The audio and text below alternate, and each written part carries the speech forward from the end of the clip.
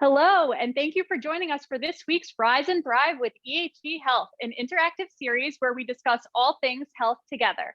My name is Sam Nuzio, and I am a registered dietitian and on-site well-being coordinator with EHG Health. And today we're joined by Marissa Meshulam, a registered dietitian and nutrition counselor. Why don't you tell us a little bit about yourself, Marissa?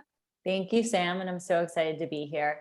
Like she said, my name's Marissa Meshulam. I'm a registered dietitian nutritionist, currently living and practicing here in New York City.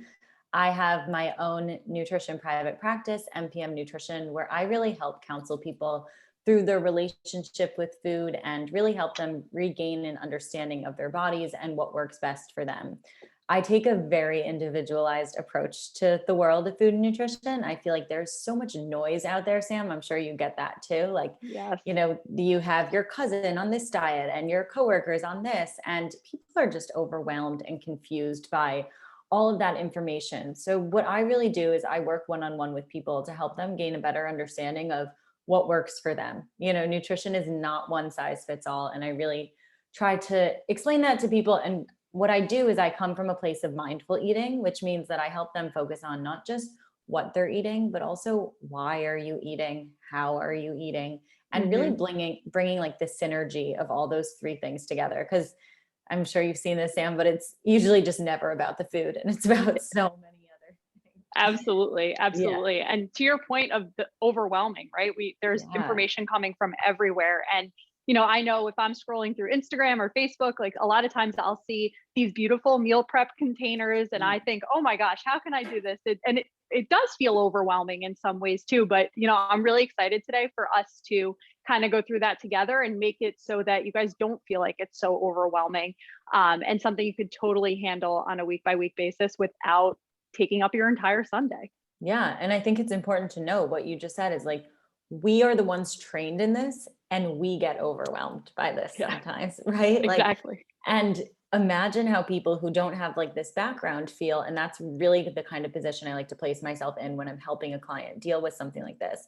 And meal prep is one of those like big comparisons that I feel like goes on Instagram all the time. You like see Mhm. someone's perfectly prepped, like seven lunches, seven breakfasts, seven dinners in these like glass containers, and they're colorful and organized and perfect. And who has time for that? Yeah. Right? Like more power to them. I would say I have a select few clients who like really thrive off that and love doing that. I've never been one of those kind of people myself. Like, I'm so type A, but then when it comes to like planning my food, I'm really more about like, I want to be able to pick in that moment kind of what I want. And that's part of Absolutely. mindful eating, right? I don't give anyone a meal plan because I want them to be able to be like, okay, it's Wednesday morning. My meal plan doesn't say I'm eating Greek yogurt. What am I in the mood for right now? Like, do Mhm. eggs sound good? Does oatmeal sound good? Like, allowing that space to actually think about what's satisfying right now is so important. But with that said, we all lead these like crazy busy lives. Yeah. And there's no time to be a short order cook, for breakfast, lunch, and dinner, even when you're just taking care of yourself. So what I like to do is talk to people about what I call as meal prep light. So I think about meal prep as anything that you do that makes it easy for your meals to come together during the week. So spending an hour or two on a Sunday preparing different components of your meals so that you can easily throw things together. And I find this to be like a really, really key component because also then you don't get bored of it, right? Like we've all been there. I always think of like, I prepped this like beautiful chicken curry once and it was delicious. But I live with myself, and who wants to eat chicken curry on the third day in a row? Yeah, exactly. It gets boring. I was like, oh my God, I just spent all this time. And, that's not something that freezes that easily. So Mhm. I knew there had to be a better solution. And that's why I now prep just different components. So the way I like to think about it is, first of all, think about your proteins. So protein is one of those things that can really take a while to, prep during the work day. So if it's 12 and your next meeting's at 12:30 and this is your little lunch break, you don't have time to cook an entire chicken breast right now. Or you don't really have time to hard boil that, peel it, and then also eat your lunch and enjoy it. So we want to do some of this protein prep ahead of time. So I think about it as, hard boiling eggs. You can bake off some tofu or tempeh. You can make salmon. You can also buy things like buying sliced turkey breasts that you know you're going to use for lunches throughout the week, or even having like great items on hand, like canned tuna or canned salmon. Mhm. Like those are some of like my thoughts. Do you have any like go-tos with proteins, things you like to keep on hand? Yeah, and I mean, we're gonna use them today, but I absolutely love to cook chicken a bunch of Yeah. different ways because the different textures I think makes it so different. And to kind of bounce off of what you said, I love that you're using tempeh and tofu. Those are so fun and unique. And people get a little overwhelmed with tofu as well because it doesn't have its own natural flavor, right? So Yes. they do have baked options that are already done that you can kind of just toss in salads, which is really nice, that are already cooked. So those Yeah. prepared things are okay. It's just you want to be careful with different like sodium content and those type of stuff. But Yeah. And you look out for abs- that kind of stuff. absolutely. But yes, I love that. I love beans, even adding different nuts and seeds into whole grains. I absolutely love combining different proteins to make it Yeah. fun. Yeah. And definitely, I'm glad you brought it up. Like there's a ton of plant-based proteins you can do too. I actually like to like cook my chickpea or lentil pasta like ahead of time. So then I don't have to boil the water like 17 times throughout the week. And make a box and it will last you a couple meals and it's so much easier. And that's a Um, fast one too. I had that last night so for dinner. fast. It cooks It's so so quickly. fast. It's amazing. But like sometimes there's even that barrier. Like during the workday, do you really want to boil a pot of water right now? Or would you just already rather have it done and just throw it in? Exactly. And the thing I'll say about protein, especially, is when I prep these things, I like to keep it plain sometimes when I prep. So, like you talked about having the chicken in different textures and things like that. So, maybe you shred some, you cube some, so you can use it in different things. But to kind of avoid that chicken curry effect I have sometimes, where you're eating the same thing, it can be really nice. Like when I make tofu is a great example you mentioned. Like when I bake off tofu for the week, for like the week, if I'm baking it on Sunday, I keep it plain. So I do a little Hmm. bit of salt and pepper, and then we'll talk about in a little bit like some flavor extras. That way you can like change the profile of each meal. You know what I mean? Absolutely. Yeah. Absolutely. Like I like to cook ground turkey breast ahead of time. Just like cook it off, keep it in the fridge. I can make tacos one night, I can make bolognese the next night. Like there's so many different things you can do. I think that's a really easy way, especially for some of us that get bored pretty easily. Um, Absolutely. Not getting too bored right away. So after Sure. we like tackle the protein situation, which I know you're going to show us a great example of a few different Hmm. fun recipes soon. Next, I like to think about it as like carbs and starches. So a lot of us like to really feel satisfied in a meal. We want one of those like good, nutritious, slower carbs at our meals. So I like to, again, that's something you don't really want to like cook quinoa in the middle of the day when you're like busy and in and out of Zoom meetings. So instead, I like get some of these things ready ahead of time. So like I'll batch cook like a rice or a farro or quinoa or something like that. I like to keep like my breads in the freezer. If you do live alone or with like just one other person, a loaf of bread can go bad pretty quickly. But like I keep Ezekiel bread or like whole wheat sourdough in the freezer and it's already sliced. So you're able to just take a slice and quickly toast it, and then you immediately have something. Those are some of my go-tos. Do you have any favorite like starches or carbs you like to have on hand? Yeah. Yeah, I love to like you said, the chickpea pasta. So that, Love. as we Yes. were talking about, that is a protein and a carbohydrate as well. Mhm. So it kind of fits two categories, which is awesome. And Completely. again, really great for a quick meal. I also Totally. love using potatoes. Love. And I think the white potato gets a bad rap sometimes. And I always have people think about how we eat it in the United States. We eat it as chips and French fries, but it's still a great vegetable to incorporate. And if Yeah. I'm cooking, not necessarily for meal prep, but if I'm doing an evening meal, I like to air fry them because it does have Mm. that crunchiness to it. And again, different texture. I'm all about texture. So different texture Yeah. really goes a long way. I'm so glad you brought up potato. I always have this conversation with my friends. What's your favorite carb? Potato is my favorite carb by like Me too. landslide. Love it. Nothing's wrong with French fries, obviously. Everything in moderation, Oh, right? yes, But of course. yeah, no, no, no. I'm saying like those are the best to me. Like I could leave the bowl of pasta, but give me potatoes any Yes. day. But I also think what's cool to note about potatoes, if we're talking about meal prepping them, is when you cook and then cool a starch. So if you roast off potatoes for the week and then put them in the fridge, you actually create more resistant starch, which is like this prebiotic fiber, and it actually becomes even more nutritious for you. So potatoes are a great thing to prep ahead. And you could think about Mhm. the same with like oats or something. Like when you make overnight oats, they're like creating that resistant starch in the fridge. So, even a better way to enjoy a potato. But yeah, those are great options. And even like in the winter time, like squashes, I love, Mhm. or doing like just having cans of beans on hand. Like Mhm. canned food gets such a bad rap, but like if you buy the low sodium option, or even if you rinse them yourself, they're Yes. excellent. Like the easiest thing, and 99 So cents fast. usually. Yeah. Like on those days you don't have time, like having something like that in the fridge is such, or in the pantry is such a great idea. The Absolutely. third category I think is our favorite category as dietitians. So vegetables. This is one that I see people like always forgetting to either buy enough or to prep enough of. So the same Mhm. way that you don't really have time to boil the water to make the pasta or to grill the chicken breast in the middle of the day, no one really wants to take out their cutting board and chop 1.5 million things for lunch.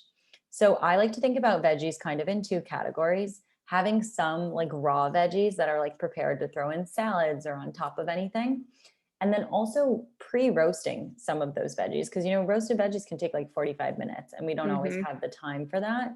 But I love to like pre-roast a few things so that you can just pop it in the microwave whenever you want throughout the week. So like I think about them in like a cold category and then in a cooked category. So like with the cold category, I love having any sort of bagged salad green. Like save yourself the time. They're pre-washed, they're chopped. If you're like very environmentally conscious and good for you and do the whole chopping and washing yourself, more power to you. But I believe in a time saver when you need it. So bagged salad is one of those things that I am a fan of. I also think like having some things like ready for salads, like if you buy like different mixes, so like you could buy like a cabbage mix so that like it adds a different like flavor to, or like shredded carrots, those kind of things are like some of my go-tos with that. How about for you? Yes. Yes, I love that. I always look at there's different slaws, right? And to your point, again, different textures, right? So maybe there Yes. are vegetables in there that I don't usually eat, or maybe I'm not Yes. a broccoli fan, but if it's shredded, I can throw it into tacos, into my salad, whatever the case may be. Yes. I also love to keep frozen vegetables on hand. And again, sometimes I think these get a bad rap too, but the truth is, we want to be careful with this if it has sauces on it. But if Yeah. you have a plain, we always keep like peppers and onions and we throw those in our eggs in the morning because it's so Amazing. easy to just throw in. And, it's possible to get a vegetable at breakfast time then and much easier. So looking for frozen options is still a really good choice as well. Yeah, no, I totally agree. I'm glad you brought up that point about frozen. And especially if like you're in a place where Trader Joe's is near you, their frozen vegetables, they have so many options and they are so cheap. And Yeah. like it's like one of the best ways so that you never run out of things. And also going along with the carbs, which we talked about, like thinking about your pantry, some veggies too, like hearts of palm, artichokes. You can get like canned green beans, even. Yes. Like there are great options in cans. And yes, fresh is fun and whatever, but let's not knock these other options. Agree, especially if you're not eating vegetables at lunch or dinner time to begin with. They're a great convenient option. 100%. Absolutely. And like you said with the beans too, rinsing them is so important. Exactly. Um, all Yeah. right. So So the um last component is the flavor factor idea. So just having things on hand that make your meals come together really quickly. Like I mentioned, you can make that ground turkey and turn it into bolognese or turn it into tacos.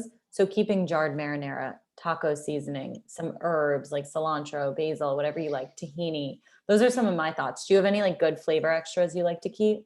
yeah, I love those. We're going to use sriracha today and mustard. Mm, I love using those in love. dressings. Yeah. So those are really fun too, and marinades. I love that. But I always think too, when we're going to use dill today as well, but having those on hand in the spice cabinet makes things so much easier. If you don't, if you have trouble when you buy something, maybe you buy a fresh herb for a recipe and then, you use like maybe a tablespoon and then you're stuck with the rest of it and it goes bad. That happens Yeah. sometimes, right? So Totally. having those in the spice cabinet makes things a lot easier as well. And again, Yeah. convenient. I totally agree. So what are you prepping for us today? Take us All through right. something. Absolutely. So what I actually just did is I preheated the pan.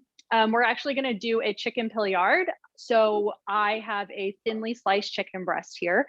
So I preheated to medium high heat. And what I'm going to do, I'm actually going to use avocado oil. I like the spray because I can better control the amount of oil that I put in there. And I love using avocado oil because it has a higher smoke point, so it can tolerate more heat than some of the other oils you might choose to use. Do you use avocado oil at home, Marissa? Yeah, and I love it because it's like a neutral flavor. So you Yeah. can allow like the rest of the dish to shine through.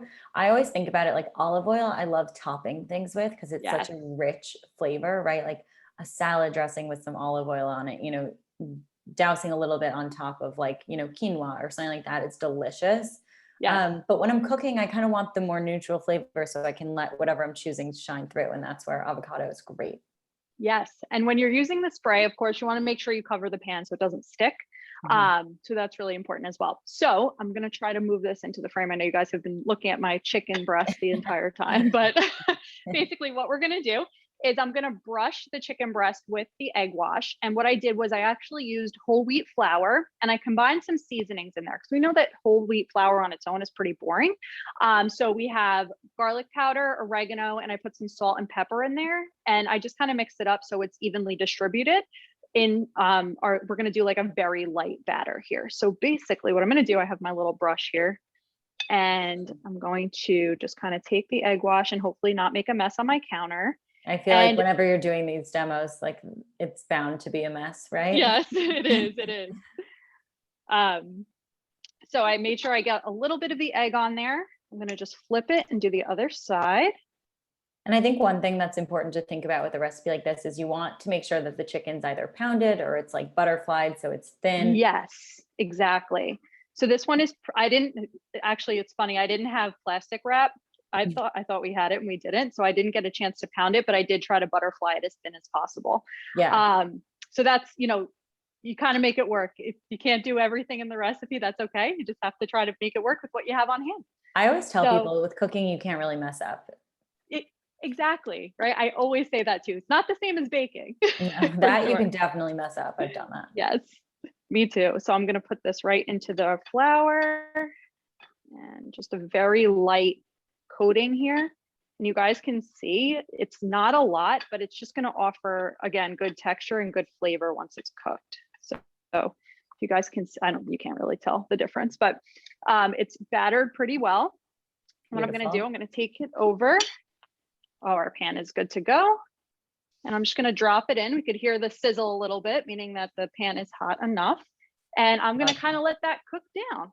Okay, I'm going to clear my space here. So how do you like to usually serve that? So I love to put it on, sorry, I'm just going to wash my hands because I touched the chicken. I love to put it over salad. I think that's really one of the best ways to use something like this. But you could honestly, if you wanted to put it on a sandwich, you could do that.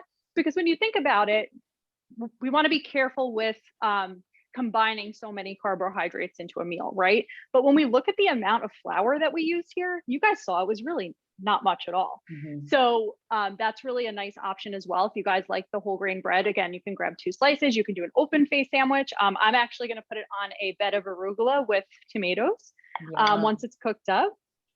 And then we're actually going to make the dressing for this while that's cooking. So what we're going to do is we're actually going to use olive oil. I always say that too, Marissa. I always say it's nice to use olive oil on cold things or when you're chopping. And again, dressings. That's one of my favorite applications. The flavor is just so good of it. And I always tell people olive oil is something you want to invest in, one that really tastes good. It is so worth it. Absolutely. I completely agree. So what I'm going to do is I'm just going to kind of pour it over the spoon. So I have 1 serving here. So I know I don't want to have too much oil. And again, the fact that we're using the spray oil cooking the chicken gives us a little bit more leeway with the amount of oil we put into our dressing, or even if you want to put nuts or seeds in your salad, you have a little bit more room to play with the fat content, which is nice. And that's the difference of making something at home is like you get to control some of this. That's what I love. Yeah. Okay. So next up, so I put a little oil in our bowl. Next, I'm gonna actually use lemon juice. Marissa, I don't know if you've ever seen this tip or this trick, but I'm gonna try it. I did it once before and it worked. Mm. To squeeze lemon juice out of a lemon, you could actually just poke it with a skewer and just move it around a little bit. No way. I'm hoping it works. So, because now it worked the first time I did You've it. committed. So I know. Let's see. You're All going right. to change my life if this works. Yep, No way. I hear it. Oh my God. Yep. Wait, you just blew my mind. See, this is why I Isn't that love you. amazing? Yeah, there's always more to learn. I'm telling you, always something new every day. All right, and now I'm gonna put in some pepper and a little salt. And like Marissa was saying, you know, you can really control the amount of salt that you use here, which is really nice. Yeah. I always tell my clients, restaurants are in the business of taste, which means salt, fat, and sugar. And there's nothing wrong with those things, right? It's fun Exactly. and enjoyable, and I love good food. But you just have to think about that when you're eating out all the time, it's going to have more of those things. So when you are, Absolutely. be a little bit more mindful on that. And this, even if you have chicken prepped, like something like this to make a dressing is going to elevate the flavor so much, right? 100%. So I'm actually going to use a little bit of balsamic vinegar. I know this is actually Marissa's recipe, so I know that in your recipe you use glaze too. Yes. So you can do that as well. That it, like you say, it's going to be sweeter, but Yes. it's going to be delicious. So that's another. The glaze option. is basically like balsamic vinegar that's just been cooked down, and what happens is some of that like vinegar cooks out, and you're left with more of the sweetness of it. And I mean, you've all had balsamic glaze, I'm sure. It's like that thicker little bit. And the reason I like it is because I find just a little bit goes a long way and like really elevates that flavor. Absolutely. Completely agree. I like to do, sometimes I'll make like a grilled chicken and I'll put, I'll like marinate it in balsamic vinegar, because when it caramelizes, when you cook it, it's same kind of thing happens, right? The vinegar's cooking out and then the sweetness comes out, which is really good. And again, nice for salads too. All right, so we got our dressing looking pretty good. You can always, if you wanted to throw some garlic powder in there, you know, you did bread the chicken with that. You can do garlic powder, you could do oregano and elevate the flavor a little bit that way too.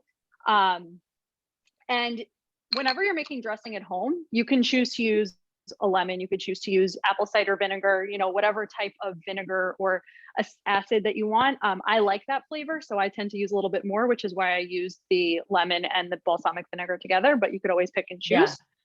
I like both too. I do too. I'm just gonna flip our chicken, and then I'm gonna show you what else we can do. I love that sizzle sound. I know it's like really browned nicely. So I do say, I have, as you guys can see, I have an electric stove, and the heat is so hard to control. That's why I was like trying to kind of test it before while you were talking. So it is it's a little crispy on the other side, but that's okay. It'll be good. All right, so let's do the shredded chicken first. So this one is actually another one of Marissa's recipes. But this is actually a recipe for tuna. But if you have chicken on hand, this is a really great substitution and really something simple that you can make. Yeah. So what we're gonna do is, do you want to talk about avocado? Yeah. The one I opened yesterday wasn't super ripe. So what I usually tell people to do is, when you want to pick an avocado at the supermarket, if you're going to use it in the next day or two, you want to be able to put it in your palm and just kind of squeeze gently with your palm, and it should give a little bit. You don't want to squeeze with your fingertips because that's going to bruise it. Yeah. So that's a nice thing to kind of try to do. This one is a little underripe, but that's all right. We'll use it. Yeah, avocado is one of my favorite ways to get like those good, nutritious, healthy fats in our kitchen. It's filled with monounsaturated fatty acids, which are so great for us, similar to like almonds or olive oil. Those are all the same kind of fat. What I also love about avocado is it's so fiber rich too, because you know it's technically a fruit, right? And it has this like a ton of soluble fiber. So I think about it as like one of the most heart healthy foods there are, because you're getting this like great amount of fiber and this healthy fat at the same time, and both of those things make it so satisfying. You know, I completely agree. Meals, and especially lunch, when we think work from home lunch, you want it to satiate you. You don't want to be hungry in another hour. So thinking about what kind of foods really do that, and I find that makes such a difference. I completely agree. It's one of the best things you can truly do. I feel like avocado toast is so not an overrated trend. I think it's deserves Not. all the clout it gets because there's so much nutrition there. I completely agree. And I always tell people, if you find that you're not satisfied, that avocado is such a great way, like you were saying, to add into so many different things. There's so many different applications. You know, instead of using mayonnaise in a chicken or tuna salad, here's another Avocado. application for it. Yep. Yeah. And I also think what you were saying about the not being satisfied, a lot of times those, like you make this salad that you think is so quote unquote healthy, and it's just vegetables. You Yep. need to be starving. You need some fat and protein in there to keep you full. So if you are struggling with that, where you're hungry so soon after lunch, I want you to really think about if you're having fat and protein in those meals, and maybe if you're having enough, like maybe add an extra egg to lunch where you're getting a little bit of both, some hemp seeds where you're getting some of both of those things, play with it, Absolutely. see which combination really is satiating you. And remembering that we're going to need different amounts on different days. Yes, especially if you're exercising, right? I always find I'm so hungry on days that I might exercise in the morning, and it's okay to listen to your body. Yeah, I always say, like, our job is not to like decide how much we need, it's to listen to what our body is telling us we need. Yes, yes. So what I just did was I added some Dijon mustard, which I absolutely love. As you guys heard, I love putting it in dressings and things like that. And I'm going to actually squeeze a little bit of lemon juice again. So again, another application for my skewered lemon. Yum. And that's of course going to help with the oxidation of the avocado, so it's not going to turn brown as quickly. So that's a nice thing to do as well. Plus add some flavor. Yeah. And I also love, like, if you're making this ahead of time, you can always put the pit of the avocado back in, and that helps prevent the browning a little. Yes. I recently saw something also where you can put it in water, which was really interesting if you're only going to let it sit for a little while. But I thought that was really interesting because the fat doesn't mix with the water. Oh. So that was cool too. I haven't tried that one yet, but I did. Yeah, because then, like, I mean, it couldn't oxidize, right? Because nothing's touched. Right. Exactly. So interesting. Food science. Amazing. Don't you miss some of those classes we had to take? Oh, I totally do. Much more about the cooking and application. And you know what? I actually loved food science. I thought it was so fascinating. It is so interesting. Yeah. All right. Looks like our chicken's almost there. Amazing. Okay. So this is what our salad looks like. You can add a little salt and pepper as well. So as you guys can see, it's a little green from the avocado, but it's all those great nutrients, good fat, good fiber. And again, nice on a salad if you want to mix in some farro or quinoa that you have, or on a sandwich. And then lastly, really fast, what I'm going to do is I have cube chicken here. And what I actually did was I took some Greek yogurt, which is another really great substitution for sour cream or mayonnaise in recipes. I remember making tacos at a family party, and I put Greek yogurt and I didn't tell them, and nobody knew that it wasn't sour cream. I made my mom spinach dip with it, and she usually uses mayonnaise. No one had any idea. It's amazing. It's incredible. So I also think Greek yogurt is such a good kitchen staple if you can handle dairy, because it just goes in so many things. I completely agree. It can go sweet, savory, and the plain is so nice to have on hand, because I always say when I make like a yogurt parfait, it's not just yogurt. It's never just yogurt. No. There's a lot of other goodness. Yes. So what I'm actually going to do next, I'm going to put a little bit of Dijon mustard, and I actually marinate chicken in Dijon mustard and sriracha sometimes, which is also really fun and easy marinade of stuff you probably already have in your kitchen. Yeah. I like it spicy, so put a little bit extra there. Sriracha is another good flavor extra, right? That is something I need.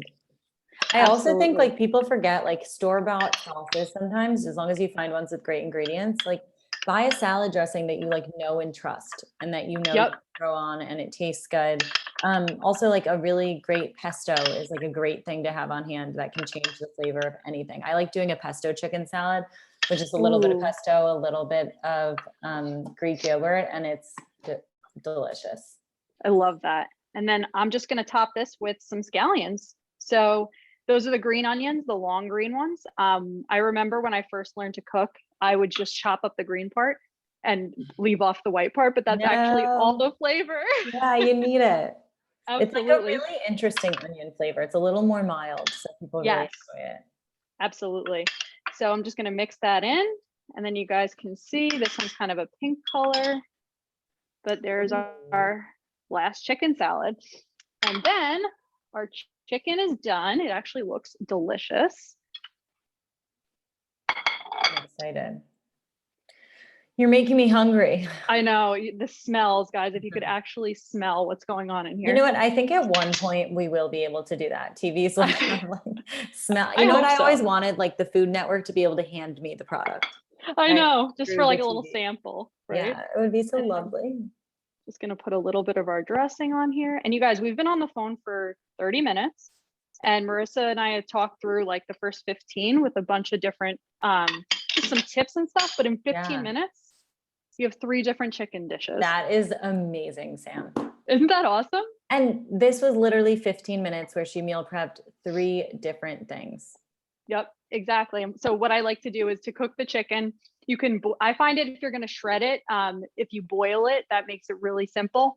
And again, like Marissa was saying earlier, if you leave it plain, it makes it so much easier to work with different flavors and things like that. So we got a great question, Sam. Someone asked, Sure. what are some recommended salad dressings when trying to lose weight? So this is a really important question. You still want fat in your salad dressing when trying to lose weight. So please do not go to just straight lemon juice and vinegar. Some of that fat, a little bit of avocado, some of that olive oil is going to keep you full and also help you absorb all of those fat soluble nutrients in your beautiful salad. So yes, you don't want to put on like 7 tablespoons of oil when you're trying to lose weight. But I think about it like 1 to 2 tablespoons a meal to keep you satisfied. So that could look like 1/4 of an avocado and a tablespoon of oil in your dressing, right? What do you think about that? I completely agree. Absolutely. Again, you do need the fat to absorb the fat soluble vitamins, super important. And again, like you can have variety without just choosing one type of fat, which is really nice. With this dressing, I mean, it pretty much, I don't know, you guys probably can't see, but it pretty much covered the whole salad, and I use a tablespoon of oil. Amazing. So that's definitely something you can work in. That's a really great question because a lot of them are super processed and there might be fat-free options, but even mixing Greek yogurt in some of them too, again with the Greek yogurt, but that really works too. So and you can make your own too, which makes it super easy. But if you're looking for a store-bought one, don't necessarily go straight for the fat-free. Just look for one that's made with a really high quality oil. So you want like an avocado oil or an olive oil as much as you can. You're going to see a lot with like sunflower oil, safflower oil. Those are okay. They're not as great, but what you want to look for in those is like high oleic sunflower oil or high oleic safflower oil.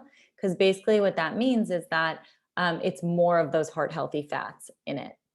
Yep. Yeah. Completely agree. So we got another question. Is fruit okay to add to salad? Is there too much sugar? Yeah, so fruit's totally okay. We love fruit. Natural sugar is not the same thing as added sugar. Fruit also, it comes with sugar, but it comes with fiber and vitamins and minerals. So that sugar is different than like the sugar in an ice cream. But you want to make sure that it's balanced with anything else. So like, making it a little bit of fruit and some other things on top of there, I think is a great option. It's a nice way to sweeten it. I love real fruit, like strawberries versus like sugared craisins or something. What do you think, Sam? I completely agree. I mean, there's definitely a place, and I know you agree with this too, but there's definitely a place for those craisins and things like that. 100%. But when you go with the real fruit, like you're saying, you're getting great fiber. And again, you can kind of work it in. I know this isn't really a fruit type of salad, but when you look at this meal here, what are we missing? We're kind of missing carb, right? Mm-hmm. So we have some on the breading, but if we wanted to add a fruit, if this was more of a fruit, a fruit style salad, you could absolutely do that with strawberries. And then even a slice of bread on the side or croutons, like if you make your own at home, or if you have a better quality ingredient one that you purchase, there are so many ways to make things versatile. And I'm sure you feel the same way, Marissa, but I never take away fruit. That is, fruit is always okay. It's just about what you're balancing it with and how your body feels with it. I also think with those dried fruits, a little bit goes a long way. Yes. So I love adding, like I make a Brussels sprout salad that's on my website, and I do dark cherries, like dark dried cherries in there. But what I do is I mince them. So like I slice them and then chop them real small. So you get this like little bit of bite in it, but it's Yes. not like, a crazy sugar rush. And I think that's a great Yes. way to use them. I think that's part of it too. They all stick together, right? In the You got to package. pull them apart. Yes. Don't just drop them in. That is something I want you to chop up on your own. And they end up like going such a long way when you do that. Like if you were talking about fruit parfaits, if you ever cut your fruit up to put it in a parfait, you need so many less strawberries when they're chopped than Yes. what you need when it's just whole chunks, because you eat it in one bite then. Yep, exactly. I love that. And all these little tips, and it's all about how much you actually end up eating, right? Which is awesome. Right. Are there any other questions, Marissa? No, it doesn't look like it. It looks like that's it for today. This was All so right. fun. Yes, it was so great chatting with you, and you guys had such great questions. So, Marissa, did you want to add anything else about your blog or your No, business or definitely. anything? If anyone's watching, like, feel free to follow me on Instagram. It's MPM Nutrition. You can also check out my website and my blog. It's mpmnutrition.com, where you'll find a ton of recipes like what we went over today. You'll see my style is very simple, non-complicated for the busy person that most of us are these days. My Yes, tagline is like, life is complicated, food doesn't have to be. love So it. let's keep it simple. But yeah, definitely, if you were here today, feel free to DM me or send me a message via my website. I'd love to chat. Great. And you can always check out EHE Health's Instagram, LinkedIn, and Facebook for more information and great little tidbits and facts. Join us for the next Rise and Thrive next week. All right. Bye, Thank Sam. you. Bye-bye.